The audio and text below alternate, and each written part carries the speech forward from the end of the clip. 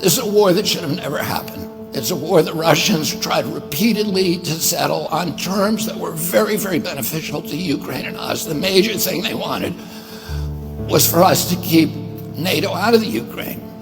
The big military contractors want to add new countries to NATO all the time. Why? Because then that country has to conform its military purchases to NATO weapon specifications, which means certain companies, Northrop Grumman, Raytheon, General Dynamics, Boeing, and Lockheed, get a trapped market. In March of 2022, we committed $113 billion. Just to give you an example, we could have built a home for almost every homeless person in this country. We then committed another $24 billion since then, 2 months ago, and now President Biden's asking for another $60 billion.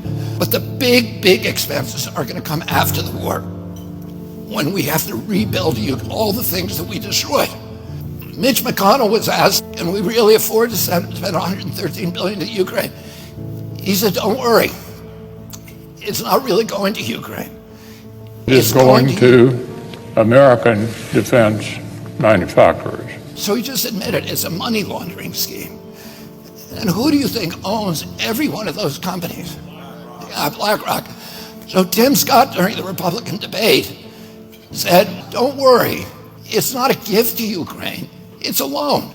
So raise your hand if you think that that loan's ever getting paid back. Yeah, of course it's not. So why do they call it a loan? Because if they call it a loan, they can impose loan conditions. And what are the loan conditions that we impose on?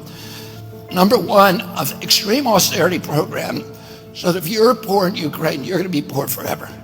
Number two, most important, Ukraine has to put all of its government-owned assets up for sale to multinational corporations, including all of its agricultural land, the biggest single asset in Europe.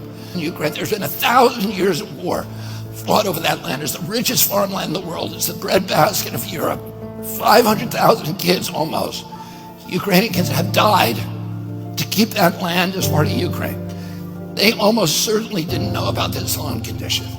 They've already sold 30% of it. The buyers were DuPont, Cargill, and Monsanto. Who do you think owns all of those companies? Yeah, BlackRock. And then in December, President Biden gave out the contract to rebuild Ukraine. And who do you think got that contract? BlackRock.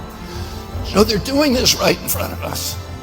They don't even care that we know anymore, because they know that they can get away with it. And how do they know that? Because they have a strategy. And that strategy is an old strategy, which is they keep us at war with each other. They keep us hating on each other.